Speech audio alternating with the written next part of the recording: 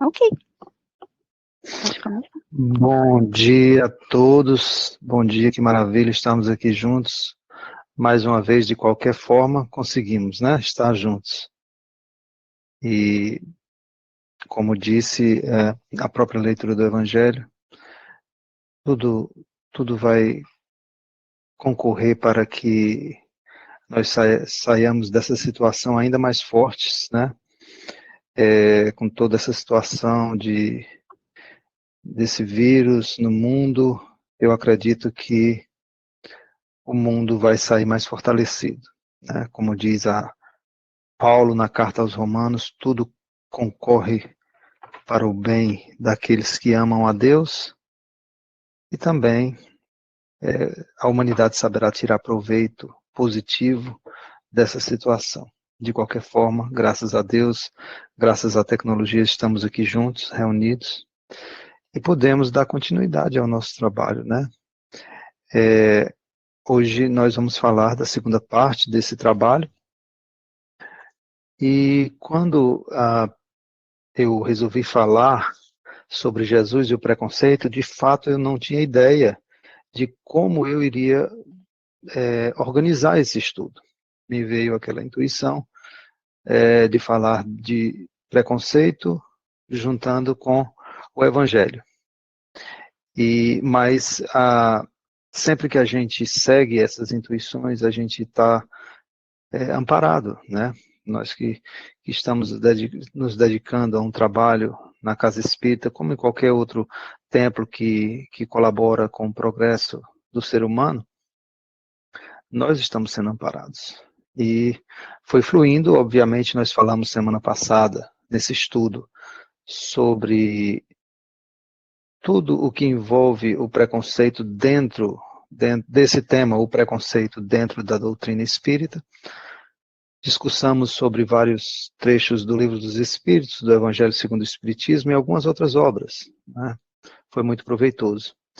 E, de acordo com tudo isso, ficamos também tendo conhecimento de que, dentro do Evangelho, Jesus faz muita referência sobre o preconceito. Ele também sofreu preconceito, vimos isso, né, que ele, por ser de uma região pobre em relação a Israel, a Galileia era uma região muito pobre, muito oprimida, ele sofria muito preconceito. E além do mais, de ser da Galileia, ele era de uma região ainda mais pobre na Galileia, ainda mais, digamos assim, desprezada, que era Nazaré.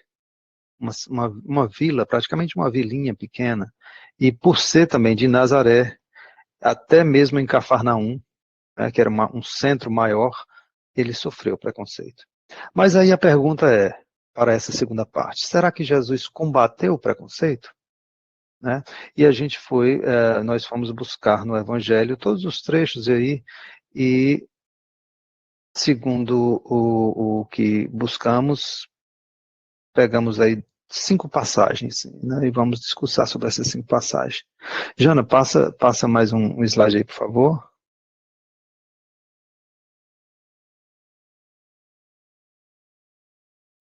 Acho que é o anterior.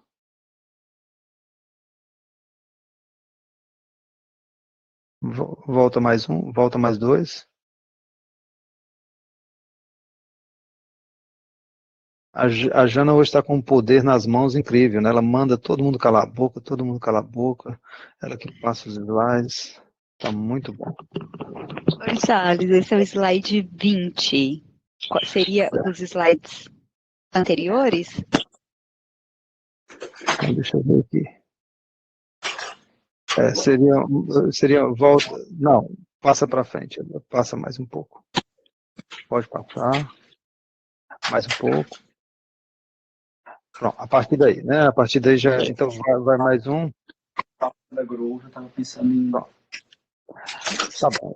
Deixa aí, então. Né? Então, aqui nós falamos sobre o conceito, né? Semana passada, conceituamos.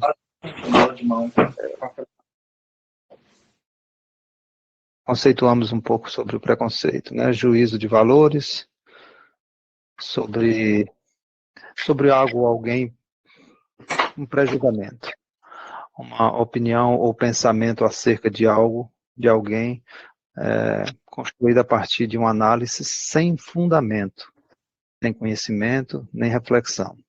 E lembramos que pode ser um julgamento negativo ou positivo, né? Não necessariamente você pensar de uma forma negativa sobre algo, mas também até uma forma positiva sobre algo, mas sem conhecimento. Então, isso é o preconceito, e isso gera coisas de uma certa forma negativas, porque você não tem um conhecimento acerca daquilo que você está pré-julgando. E fomos buscar no Evangelho algumas bases para isso, né? Então, Jana, passa mais 2, por favor.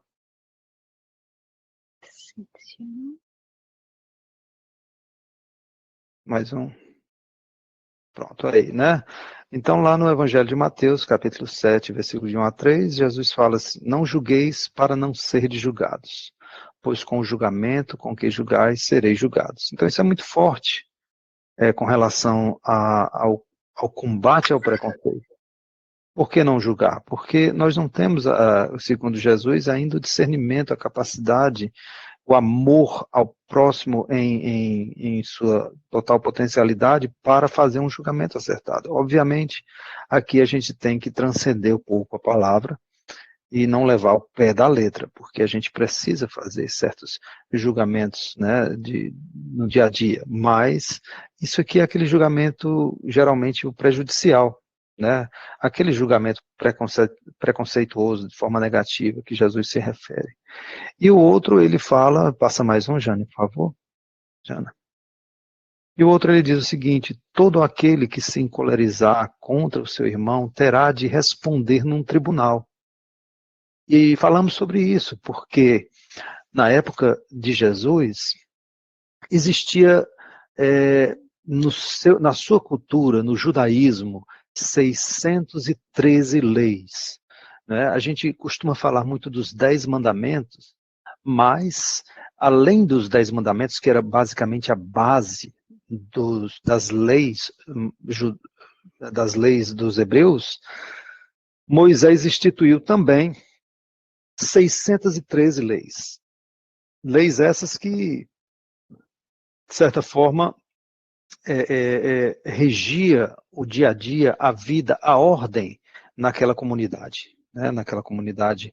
E essas 613 leis, não existia nenhuma lei para uma difamação, para uma injúria, se você difamasse uma pessoa, se você dissesse algo contra aquela pessoa, se você falasse mal daquela pessoa, não existia lei para isso.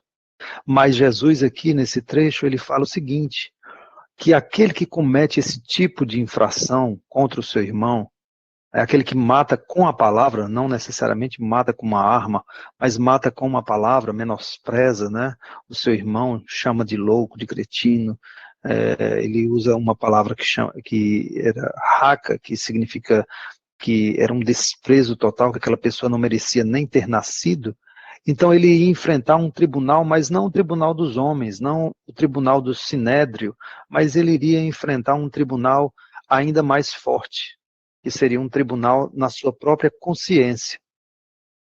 É por isso que ele disse, vai sim responder em um tribunal, embora não exista aqui na lei do Sinédrio, na lei dos homens, essa lei que impeça, que faça você enfrentar esse tribunal, existe uma outra lei, que é a lei divina, que vai fazer com que você enfrente um tribunal na sua própria consciência. Será sujeito a julgamento.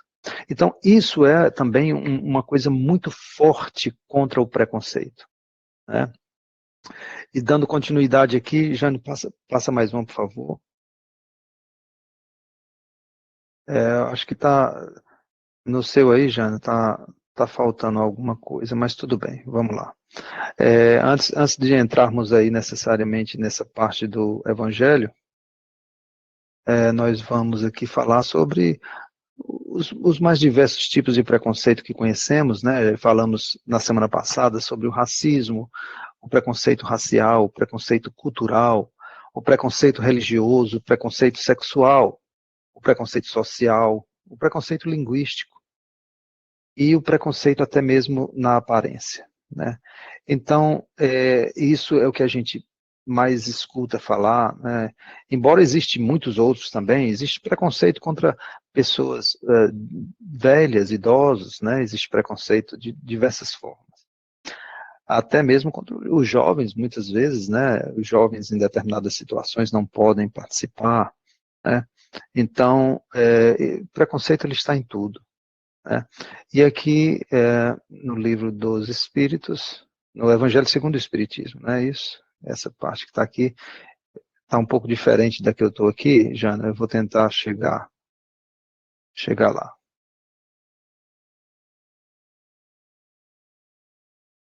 Eu estou tentando ver se eu consigo voltar aqui de novo, às vezes perdeu alguma coisa. Não tem problema, Mas... não perdeu, não, está tudo certinho aí mesmo. Então, Evangelho segundo o Espiritismo, no capítulo 12, amai aos vossos inimigos, né? Os preconceitos monstruosos que ainda governam o homem desaparecerão quando o amor próprio, ou seja, o orgulho, for substituído pela caridade cristã, pelo amor ao próximo e pela humildade que o Cristo nos ensinou. Esse mesmo que está aí, Jane, pode deixar. Tá. Antes desse aí. Então, isso é muito claro no Evangelho segundo o Espiritismo, né? Amai aos vossos inimigos.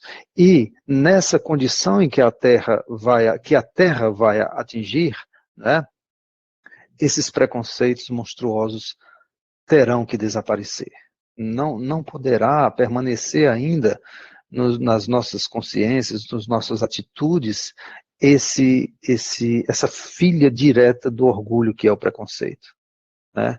Então, ele vai ser substituído pela caridade cristã, né? Pelo amor próprio. Mas, então, essa semana, dando continuidade, pode passar mais aí, já vai para essa parte aí, coloca os nomes de cada uma dessas figuras.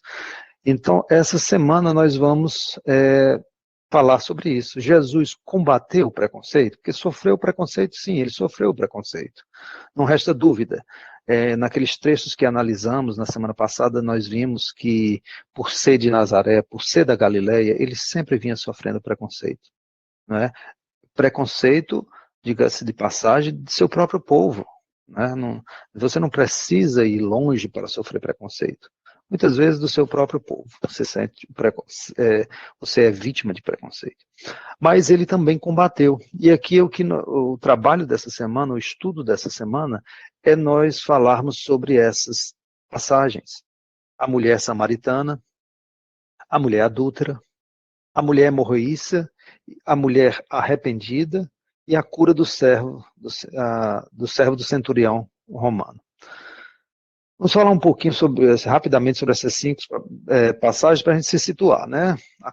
A mulher samaritana, por exemplo, é aquele trecho em que Jesus vai até a Samaria, que era uma região que ficava em Israel, entre a Galileia e a Judéia. E era uma região discriminada, e vamos ver por quê, né? É uma região discriminada. Volta só mais um slide desse aí, Xana, que a gente entra já. Pois bem, era uma região discriminada, e nós vamos ver por quê. A mulher adúltera, todos sabem, todos já ouviram falar, né? Aquela mulher que estava para ser apedrejada porque cometeu um adultério, certo? Porque ela cometeu um adultério. E aí Jesus faz aquela frase mais conhecida de todos nós: aquele que estiver sem pecado, que atire a primeira pedra. E todos foram se afastando devagarinho, dizem que Jesus escrevia na areia, ninguém sabe o que ele escrevia, né? Alguns relatos falam que ele escrevia algumas coisas como ladrão, corrupto, adúltero, e as pessoas iam se identificando com aquelas situações, na consciência de cada um. E aquilo ali tocou cada um de maneira forte, porque todos nós temos os nossos defeitos, as nossas mazelas. Então, como nós podemos estar julgando, atirando pedra, né? Apontando o cisco no olho do nosso irmão, quando temos ainda uma trave nos nossos olhos, né? Bom, essa é a mulher adúltera. A mulher hemorroíça é aquele trecho em que uma senhora que já sofria de hemorragia, né, um fluxo menstrual que não passava, há 12 anos ela sofria dessa hemorragia, e aí a gente não faz ideia o que vinha a ser isso naquela época. Porque uma coisa é uma pessoa estar doente, né, é muito triste, de fato, mas naquela época era mais do que isso. Ela sofria vários tipos de preconceito com relação a isso, certo? Vamos falar um pouco sobre isso, sobre essa situação também. A mulher arrependida, a pecadora arrependida, é o trecho em que Maria, irmã de Marta, irmã de Lázaro, aquele que foi, né, que tem o trecho da ressurreição no Evangelho, essa Maria, ela era tida como uma mulher, uma prostituta, né, uma mulher da vida, e ela chega até Jesus num determinado ambiente e ela se arrepende daquela situação em que ela vivia, e ali ela pede perdão a Jesus, e é uma situação muito interessante, né, porque ela faz coisas que têm um significado simbólico muito grande, muito profundo, e vamos falar sobre isso também. E a cura do centurião romano, do servo do centurião romano, que é também muito significante, né? Bom, então vamos começar falando dessas 5 passagens a partir da mulher samaritana, certo? A mulher samaritana. Bom, essa é a frase, passa mais uma, Jane, por favor, uma frase muito significativa do trecho dessa passagem do Evangelho. Jesus chega a uma mulher samaritana num poço, um poço famoso, um poço chamado Poço de Jacó, né? Era um poço que os descendentes de Jacó tinham cavado naquela região, né? Os samaritanos, ao passarem a habitar aquela região, eles passaram a usufruir desse poço, e essa senhora ia buscar água numa hora diferente das outras mulheres, porque geralmente as mulheres iriam buscar água muito cedo para as suas necessidades, para fazer comida, para fazer as suas higiene e tudo mais. Então, mas essa mulher, ela ia buscar água numa hora em que nenhuma das outras mulheres estavam lá.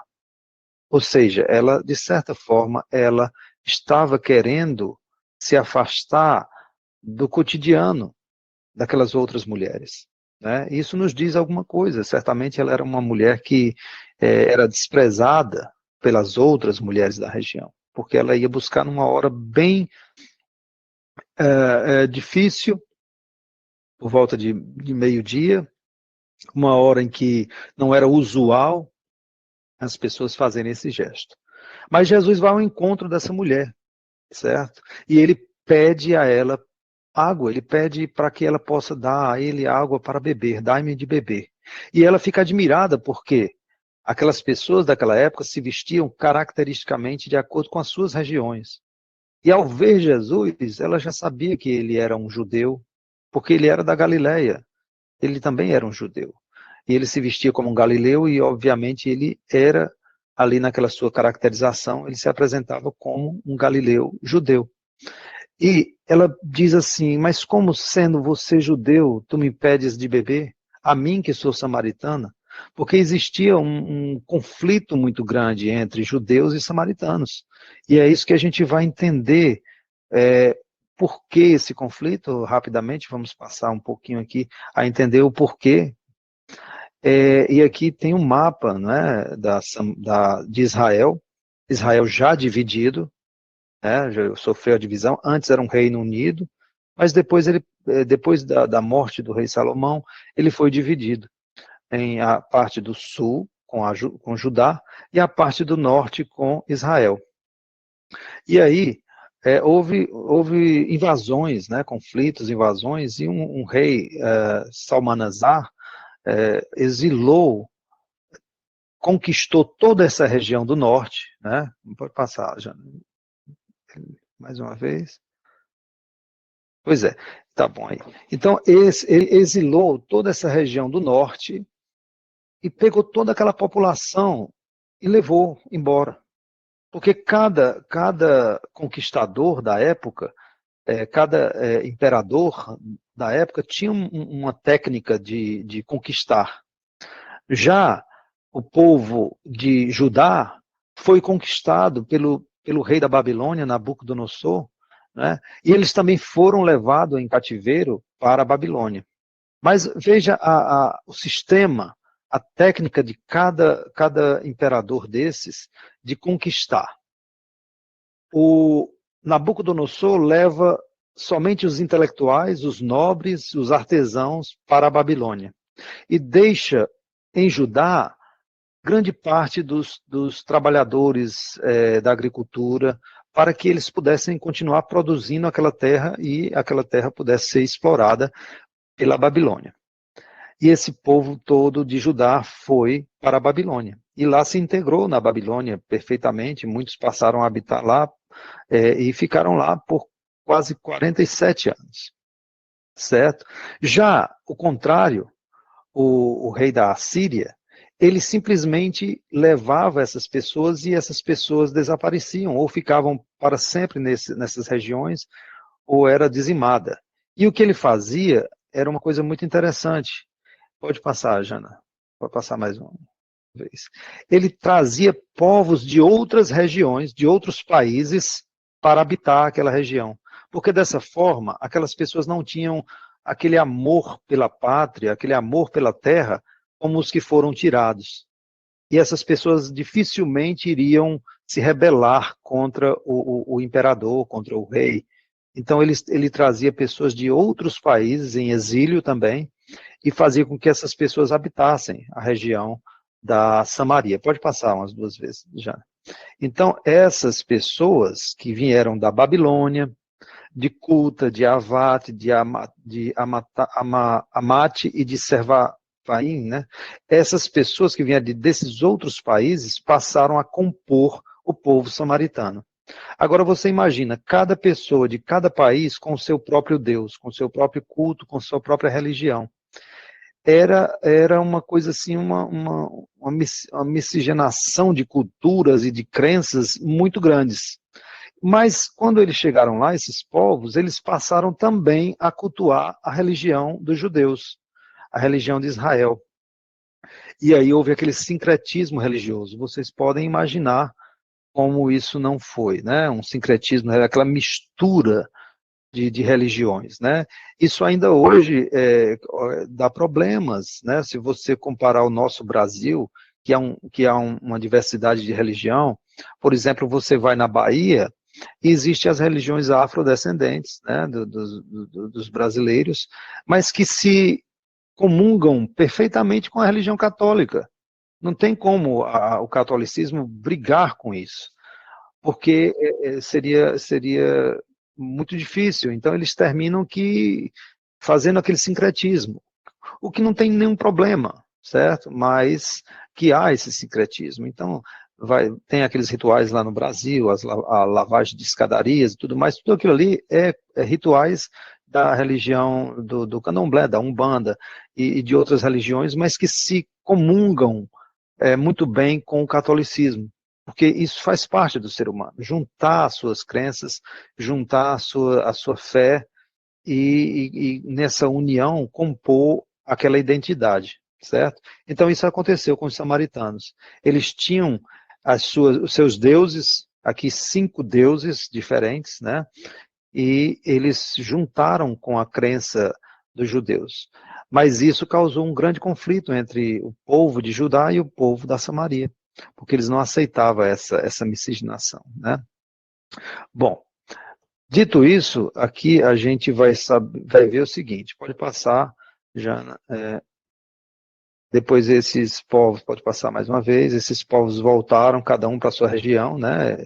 Menos o do sul, porque ficaram os samaritanos, os outros desapareceram, embora os judeus não, eles voltaram para habitar a sua região. Pode passar mais uma vez.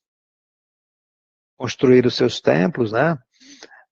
Houve muita briga, muita discórdia, muita guerra, templos foram destruídos. Pode passar, Jana, pode passar mais uma vez, por favor. Pode passar mais uma vez.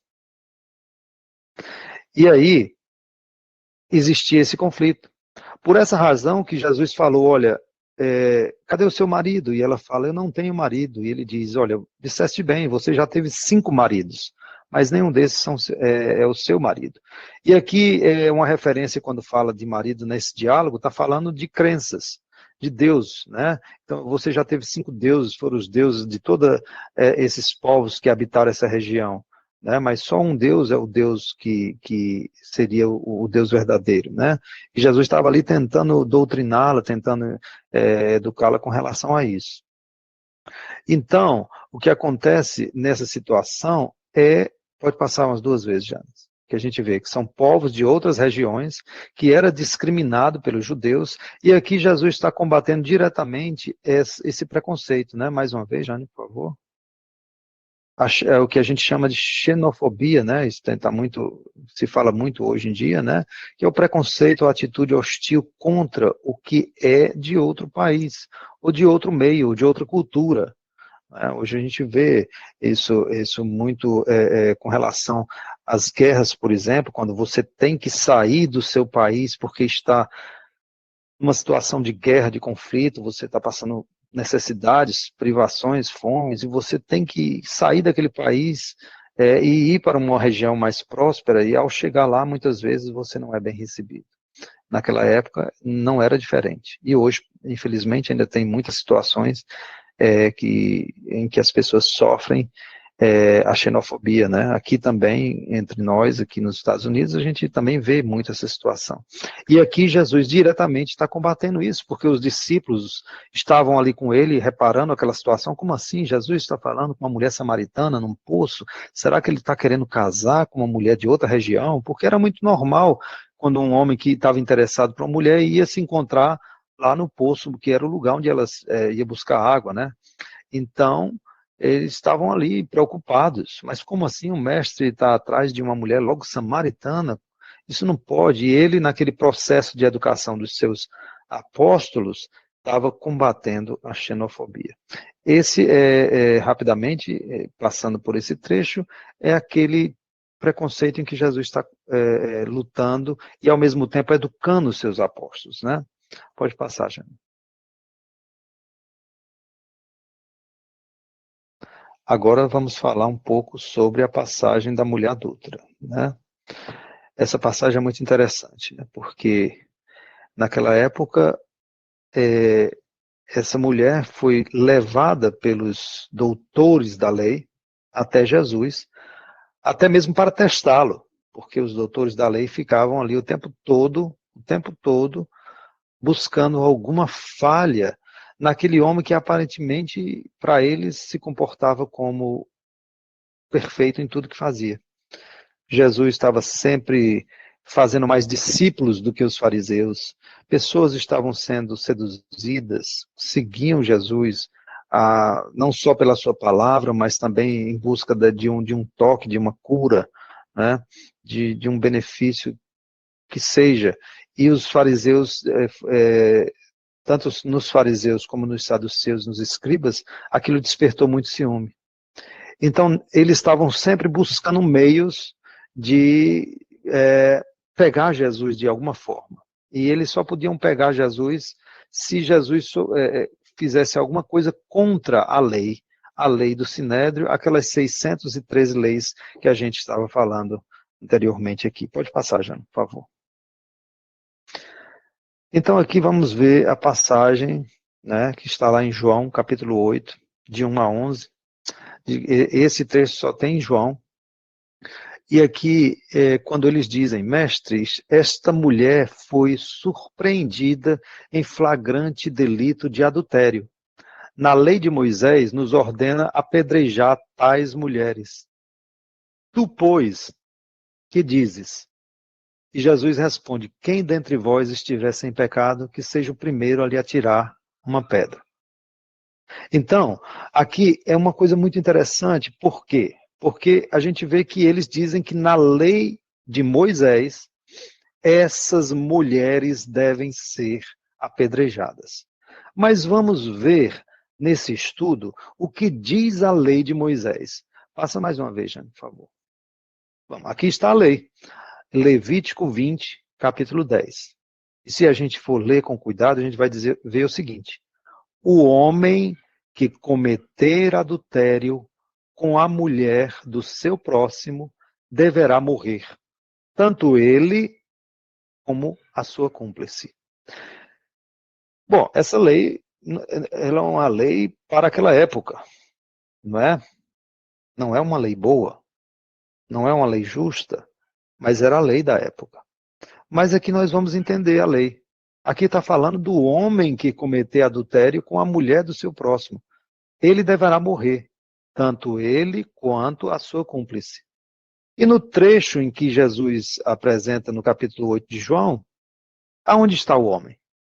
Ele deveria ser o primeiro a ser levado diante de Jesus e era o primeiro a ser julgado pela lei daquela época.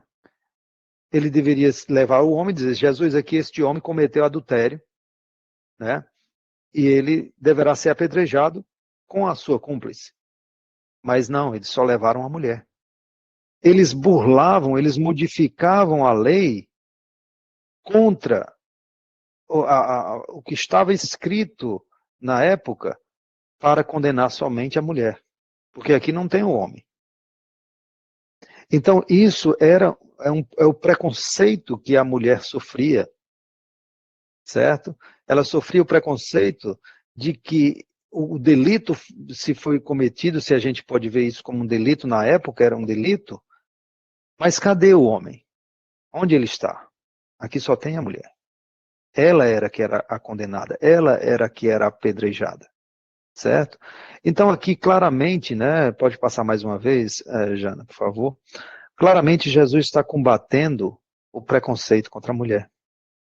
O ódio, o desprezo, o preconceito contra as mulheres e meninas, que ainda hoje, infelizmente, a gente sofre esse grande mal, né? A misoginia. Pode ser, a misoginia pode se manifestar de várias maneiras, incluindo a exclusão social, a discriminação sexual, a hostilidade, androcentrismo, o patriarcado, ideias de privilégios masculinos, a depreciação das mulheres, violência contra as mulheres, né? Tudo isso é o que a gente encontra na misoginia, era o que Jesus estava combatendo naquele momento. Obviamente, ele não podia modificar as leis, mas certamente ele estava ali, de certa forma, perguntando: e cadê o homem? O homem que cometeu esse delito? Por que traz só a mulher até aqui? Ela não fez isso sozinha, né? Então aqui a gente vê claramente o combate ao preconceito contra as mulheres, né? Ao ponto de modificar ou de mutilar a própria lei da época para condenar apenas a mulher. E aqui vamos passar para outra parte, outro trecho, né?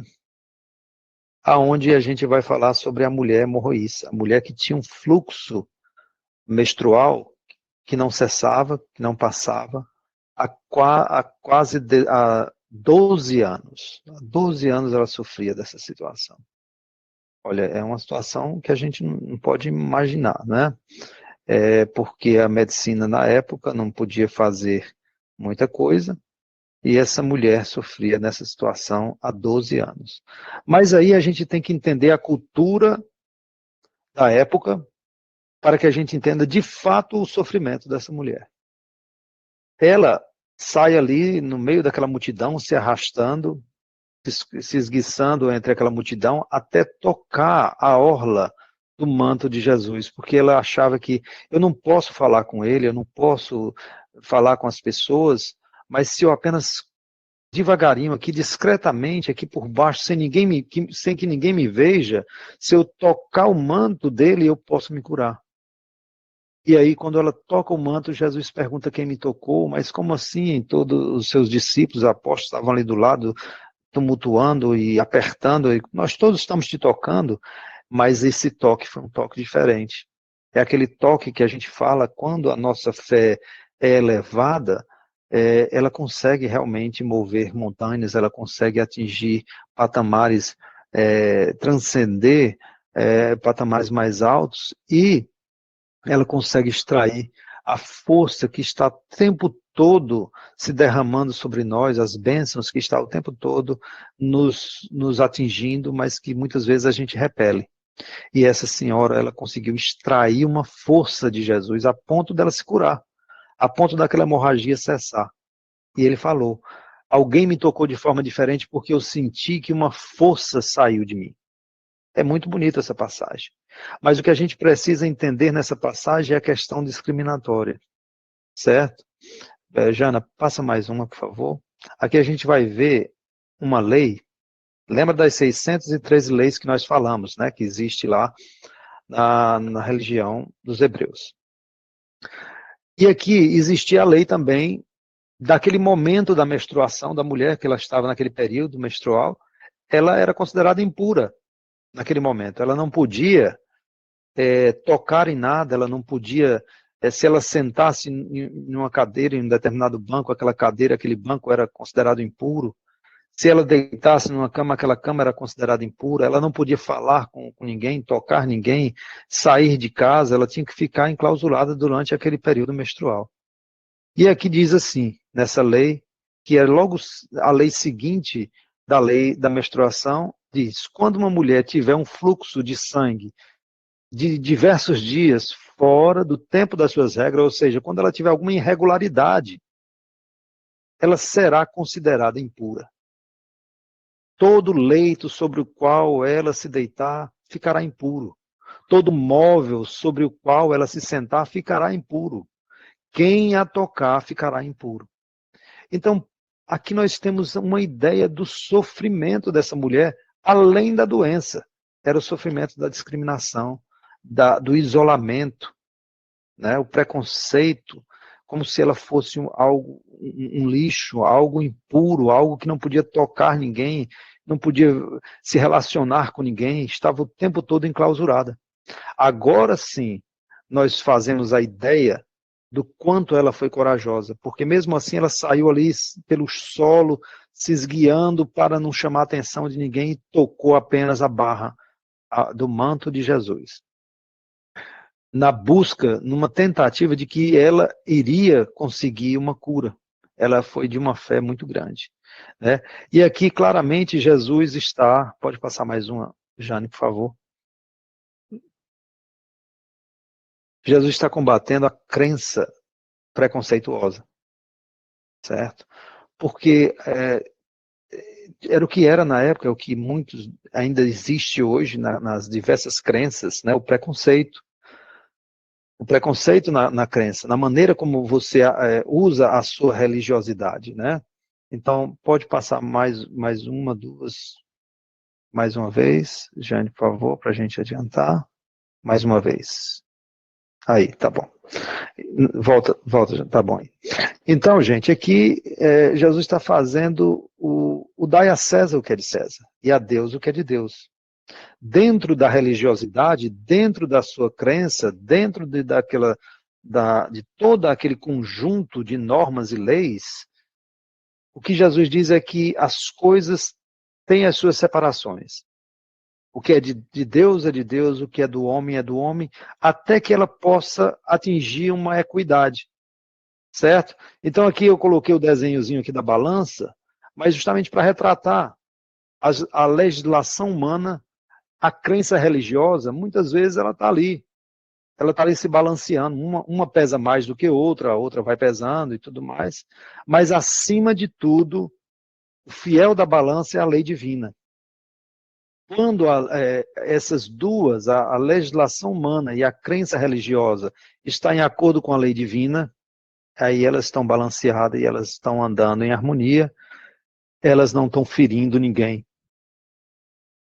Mas enquanto isso, nós ainda temos que aguardar esse momento em que as leis vão se aprimorando, as leis humanas, elas têm falhas também.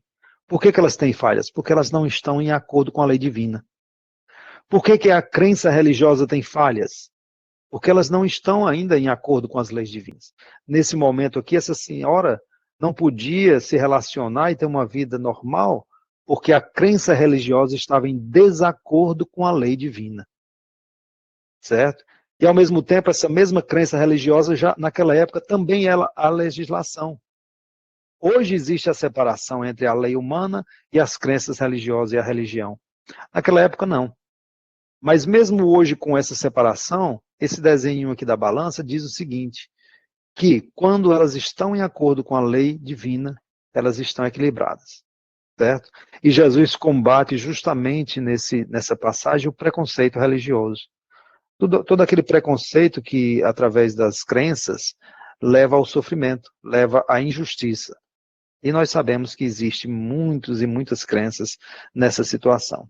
Infelizmente, mas o mundo está progredindo, nós estamos progredindo e tudo, como disse no começo, concorre para o bem daqueles que amam a Deus. Até mesmo uma situação dessa que nós estamos vivendo hoje, desse vírus, tenho certeza que vamos sair mais fortalecidos. Né? Então vamos adiante, Jane, por favor. A mulher arrependida. Como havia dito, ela era uma mulher, certamente uma prostituta, né? E Jesus vai almoçar na casa de um fariseu, né? Simão, um fariseu, e ele chega na casa de Simão e ele convida Jesus certamente para, mais uma vez, testar Jesus em algum erro, em alguma coisa que Jesus possa ter cometido, né?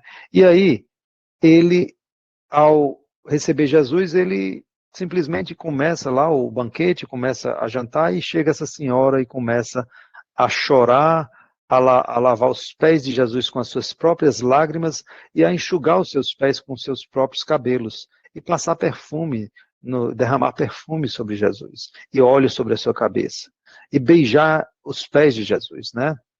E aí o fariseu fica pensando com ele mesmo, se este homem, se Jesus fosse de fato um profeta, pode passar, Jane, mais uma. Se este homem fosse de fato um profeta, saberia bem quem é esta mulher que está o tocando, porque ela é uma pecadora. Né? Então, Jesus conta uma parábolazinha para ele de um credor, né? Pode passar mais um, Jane, por favor? De um credor que devia muito, e um credor tinha 2 devedores, né? Um lhe devia 500 denários e outro devia 50. Como não tivesse como pagar, perdoou a ambos. Qual dos dois amaria o mais? Amaria esse credor mais. Obviamente, o que devia mais, porque foi mais perdoado. E nesse momento Jesus diz, pois bem, essa mulher, ela muito pecou, mas ela pede perdão e por isso ela muito demonstra o seu amor, porque ela foi perdoada. O seu arrependimento, a sua consciência, deixou ela numa posição de tranquilidade com relação ao seu íntimo. E ali ela estava fazendo um ritual, pode passar mais uma, Jana, por favor? Um ritual que a gente chama de ritual da hospedagem, que o fariseu deveria ter feito quando Jesus entrou na casa dele e ele não fez. Certo? E ela viu isso, ela percebeu que Jesus estava sendo recebido de uma maneira, embora ele tenha sido oferecido um banquete para Jesus, ele estava sendo recebido de uma maneira hostil, porque ele não fez o ritual da hospedagem, que seria lavar os pés de Jesus, enxugar os seus pés, derramar óleo sobre a sua cabeça, dar um beijo na face de Jesus, e aí sim, depois desse ritual, recebê-lo para o banquete. Era uma maneira de dizer, você é bem-vindo na minha casa. Era o ritual da hospedagem. Por isso mesmo que Jesus, na última ceia, faz isso com seus discípulos. Ele lava os pés dos discípulos, porque ele estava dizendo, olha, eu estou recebendo vocês na casa do meu Pai. Eu estou retornando para o mundo espiritual, mas estou recebendo todos vocês. E ele faz esse mesmo ritual.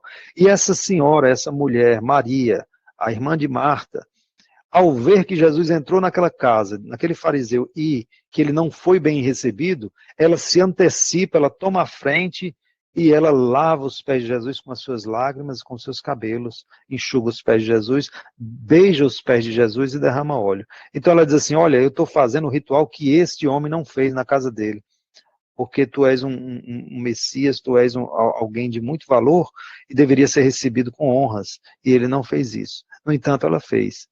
Né? E aqui Jesus está de fato combatendo o preconceito, mais uma vez, o preconceito aqui, não só o preconceito contra a mulher, o preconceito sexual, mas também o preconceito social e cultural, Pode passar, Jane.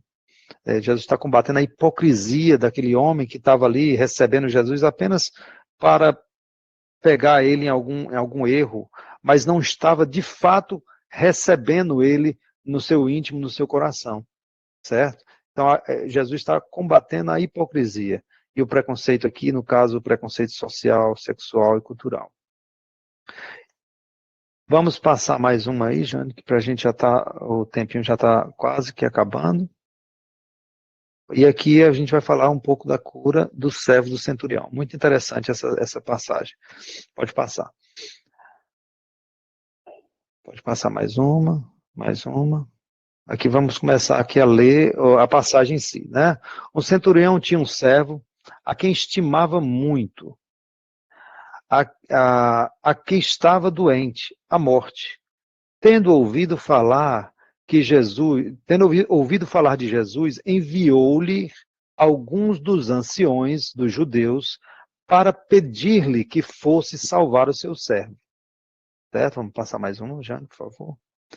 Este, chegando a Jesus, rogava-lhe incessantemente. Veja bem, os anciões, os judeus, os mestres da lei daquela região de Cafarnaum, foram até Jesus pedir por esse homem. Pedir para que Jesus fosse até a casa desse homem curar esse servo, né? Então ele diz assim, este chegando até Jesus, rogava-lhe incessantemente, Senhor, ele é digno de que lhe conceda isto, pois ama a nossa nação e até nos construiu a sinagoga. Passa mais uma vez, Jane, por favor. Jesus foi com eles. Não estava longe da casa, quando o centurião mandou alguns amigos lhe dizerem, Senhor, não te incomodes, pois não sou digno de que entreis na minha casa. E nem mesmo me achei digno de ir até ao teu encontro. Dizei, porém, uma palavra para que o meu rapaz, aqui eu traduzi exatamente como está em grego, né? Para que o meu rapaz seja curado. Pois também eu estou sobre uma autoridade e tenho soldados às minhas ordens. E eu digo a um, vai, e ele vai. E digo a outro, vem, e ele vem. A meu servo faz isso, e ele faz. Então, gente, aqui nós podemos ver, pode passar mais uma vez, Jane.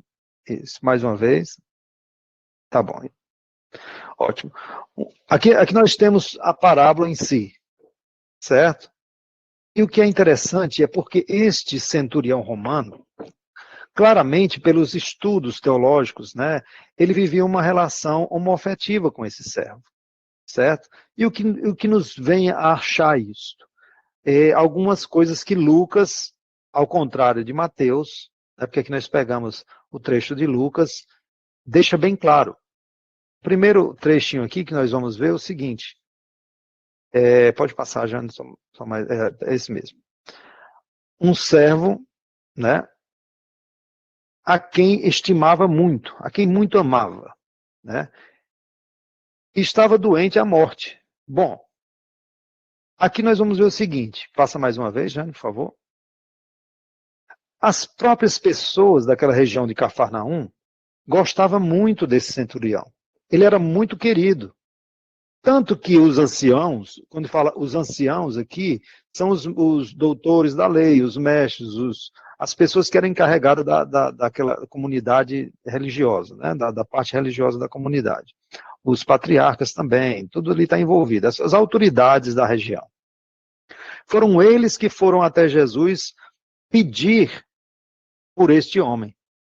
Porque esse homem não estava se sentindo digno nem de ir até Jesus. Mas os anciões foram lá pedir por Jesus e disseram a Jesus, Senhor, vai lá. Eles achavam até que era uma coisa que Jesus talvez não concordasse, não quisesse ir. Por quê? Porque não era um judeu. Não era uma pessoa daquela região. Era aqueles considerados opressores. Um romano. Além de ser um romano, um centurião. Um chefe de 100 soldados. Mas eles gostavam muito desse soldado. desse chefe da centúria. E ele lhe diz, ele é digno de que concedas isso porque ele ama a nossa nação. Ou seja, certamente esse homem já tinha se convertido ao judaísmo, certo? Com certeza ele já tinha se convertido ao judaísmo. E até ajudou a construir a sinagoga de Cafarnaum, que era uma das sinagogas mais importantes da região, certo? Pode passar mais uma vez, já, certo? E aqui ele diz, Senhor, não te incomodes, porque quando ele ficou sabendo que Jesus estava caminhando em direção à sua casa para curar o seu servo, ele disse, não se incomodes, porque não sou digno que entres em minha casa. Mas por que esse homem não seria digno? O que ele fez de tão errado assim? Né? E nem mesmo ele se achou digno de ir até ao encontro de Jesus. Pediu pessoas que fossem no lugar dele. Né? Como ele já tinha se convertido ao judaísmo, certamente ele já tinha conhecimento de algumas restrições com relação ao relacionamento homoafetivo. E ele se sentia envergonhado. Ele se sentia envergonhado. Ele se sentia indigno. Aí as pessoas podem dizer o seguinte, mas isso aí não é um filho dele? Ora, mas se fosse um filho dele, por que ele se sentiria indigno se ele até era querido pelos anciões da cidade? Se ele era uma pessoa benquista, se ele ajudou a construir a sinagoga, né? Por que ele ia se sentir incomodado e indigno de Jesus ir até ele curar o próprio filho? Não era filho. Aí a pessoa podia perguntar assim, mas podia ser um filho bastardo, podia ser um filho de uma outra mulher que não fosse a sua esposa? Também não, porque nós não podemos fazer o sincretismo, não o sincretismo, mas o anacronismo, ou seja, nós não podemos transferir a cultura daquela época para a cultura, talvez, dos tempos mais recentes. Porque naquela época, quando um homem tinha um filho com outra mulher, era considerado filho do mesmo jeito, não era considerado um bastardo. Isso é coisa da escravidão brasileira. Então, aquela questão do filho, Abraão mesmo, Jacó, por exemplo, teve vários filhos, inclusive Judá, que é o fundador da região de Judá, era um filho de uma escrava. Né? Ele casou-se com Raquel e com Lia, mas teve filhos com Raquel, com Lia, mas teve filhos também com as escravas delas. E constituiu os 12 filhos de Jacó, que eram as 12 tribos. Então, eles não tinham esse preconceito. Era filho dele, era filho do pai, era considerado filho. Então, esse não é o caso do centurião. Ele não estava rogando pelo filho. Ele, de fato, estava rogando pelo o seu companheiro. Então, aqui a gente pode passar mais uma vez, Jana, por favor. Essa expressão que muitas Bíblias ainda traz como servo. Né? Ele diz... Dize, porém, uma só palavra, e aqui eu esqueci de grifar, mas quando ele usa esse dize, porém, uma só palavra, ele está usando um salmo. Ou seja, isso também significa que ele tinha se convertido ao judaísmo, porque ele usa um salmo para que Jesus se comovesse e fosse. Porque ele usa o Salmo 107, e aqui o Salmo 107... Lá no versículo 20, diz que o Senhor envia a sua palavra para curar.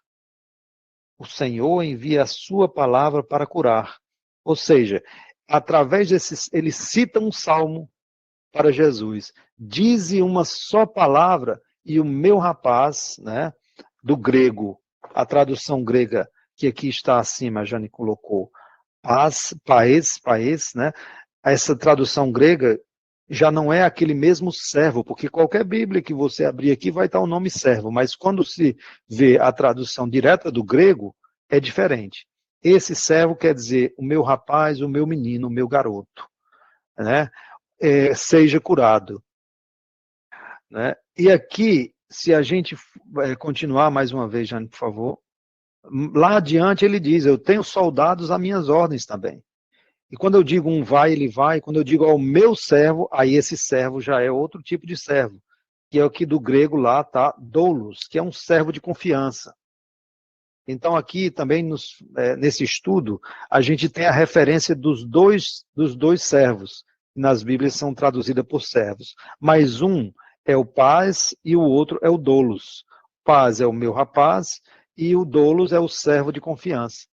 Então, claramente, esse homem, ele tinha um relacionamento homoafetivo com o seu servo, com esse criado, esse escravo, o que era muito comum naquela época.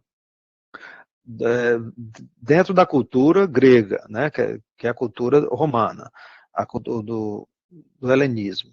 Então, mas ele não se sentia digno, embora fosse uma pessoa de bem, embora fosse uma pessoa honrada, embora fosse uma pessoa boa, embora tivesse ajudado a construir a sinagoga, embora ele fosse amigo daquelas pessoas, dos anciãos, né, amigo da nação, embora até fosse convertido ao judaísmo, mesmo assim ele se sentia indigno. E aqui, pode passar mais uma vez, Jane, por favor? E aqui Jesus cura e diz uma frase muito expressiva. Mais uma vez. Jesus fala uma coisa interessante, e a gente vai analisando isso aqui. Ao ouvir tais palavras, Jesus ficou admirado e, voltando-se para a multidão que o seguia, disse: Veja bem, Jesus ficou admirado de quê? A gente pensa logo, olha, Jesus ficou certamente admirado da fé daquele centurião. Sim, é possível. Mas aqui também a gente pode fazer uma análise que Jesus ficou admirado do preconceito que o centurião tinha com ele mesmo. E ao dizer essa frase, eu vos digo que nem mesmo em Israel encontrei tamanha fé, Jesus está combatendo, pode passar mais uma vez, Jane? Jesus está combatendo o alto preconceito. O preconceito que o centurião tinha para com ele mesmo. Porque uma vez que ele passou a estudar o judaísmo e a se converter ao judaísmo, ele passou a se achar indigno. Embora ele não pudesse modificar o seu estilo de vida, mas ele passou a se achar indigno, ao ponto de não querer que Jesus nem pisasse na casa dele, ao ponto de citar um salmo para que de longe mesmo Jesus pudesse curar o seu servo que ele tanto amava.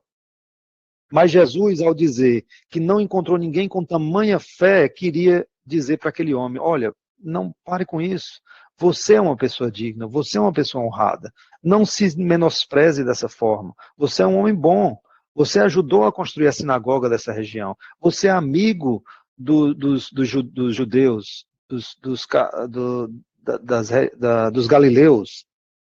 Então, Jesus estava combatendo o alto preconceito, o que é muito comum, principalmente em situações como essa. Por que a gente diz isso? Porque Jesus usa uma frase um pouco até exagerada para exaltar aquele homem.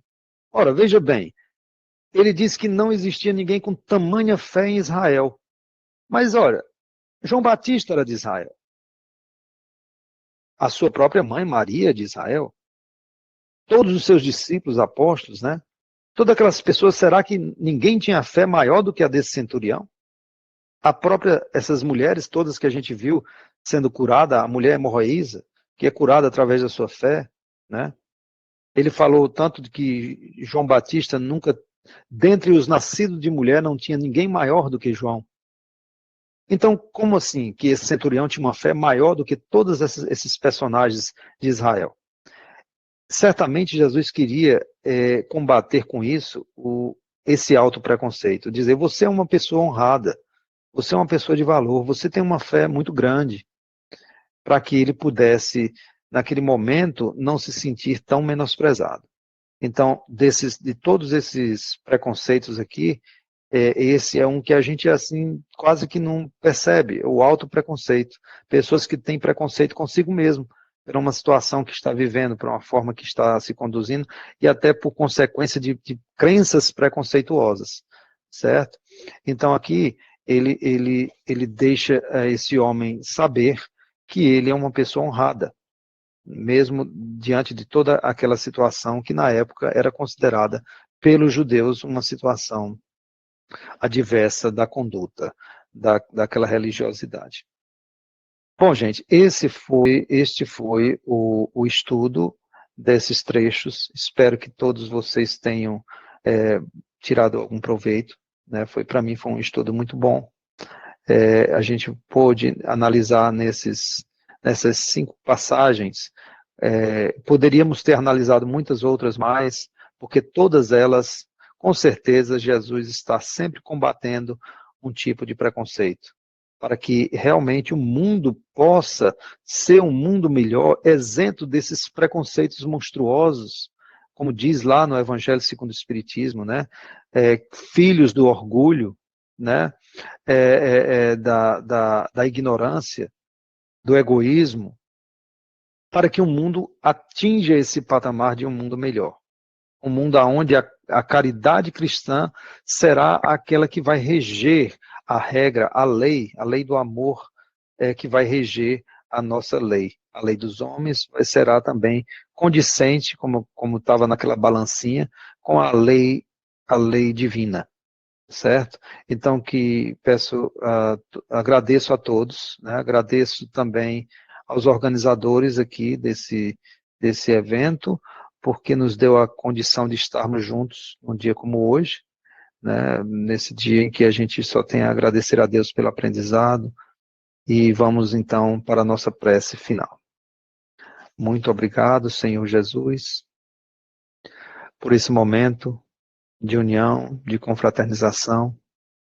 Agradecemos por toda a oportunidade de aprendizado, inclusive pelas dificuldades que chegam até todos nós. Nesse momento que possamos nós termos a paz em nossos corações, mantermos a nossa calma, a serenidade e o discernimento, e sempre estar buscando o nosso pensamento no bem, e sempre, principalmente, estar combatendo todas as formas de preconceito em nossos corações, para que tenhamos a nossa consciência tranquila para o aprendizado cada vez mais, Senhor, possamos todos nós alçar um degrauzinho a mais em nossa jornada evolutiva. Muito obrigado e que assim